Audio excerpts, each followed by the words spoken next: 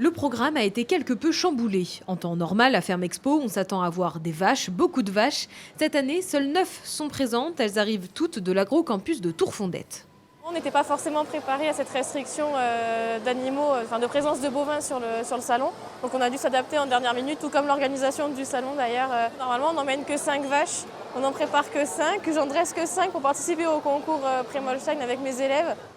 L'idée, éviter les risques de propagation de la dermatose nodulaire, une maladie qui touche les bovins, transmise principalement par des insectes piqueurs.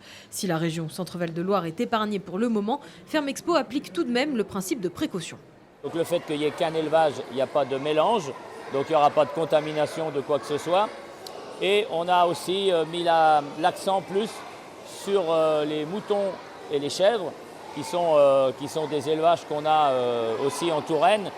Une autre maladie plane sur le monde agricole depuis ces dernières semaines, mais du côté des volailles, la grippe aviaire se propage. Un foyer a été déclaré en Loir-et-Cher en début de semaine.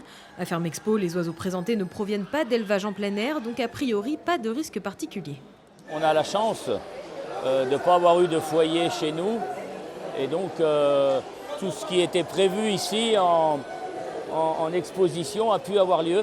Beaucoup d'animaux ici sont élevés à l'abri, dans des volières, et donc ils respectaient les règles pour pouvoir être présents ici aujourd'hui. Ferme Expo, c'est avant tout plus de 1000 animaux présents, plus de 200 exposants, 3 hectares en intérieur et 5 en extérieur.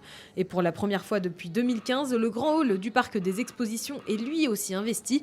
L'événement continue tout le week-end jusqu'à dimanche 18 h.